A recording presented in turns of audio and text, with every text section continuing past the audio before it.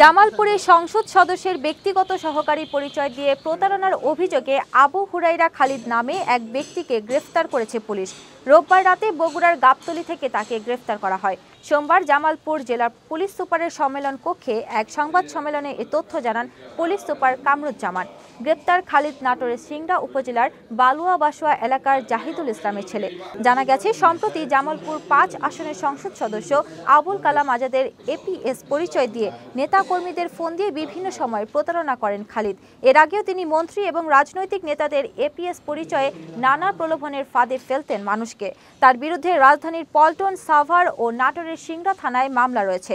এর আগে প্রতারণার দায়ে বাংলাদেশ বেতার থেকে চাকরিচ্যুত হন খালিদ। সে নিজেকে আওয়ামী লীগ নেতার এপিএস পরিচয় দিয়ে দলীয় এমপি মন্ত্রীদের এবং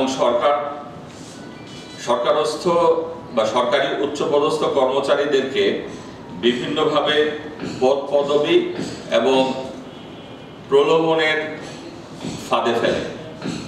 এই ধারাবাহিকতায় সে নিজেকে জামালপুর সদর ৫ আসনের মাননীয় সাংসদ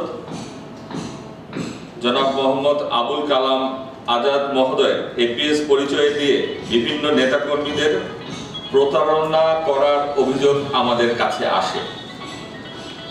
ইতিমধ্যে সে আমাদের আরেকজন সাংসদ জনাব মির্জা আজম স্যারকেও সে প্রতারণার ফাঁদে ফেলার চেষ্টা করে।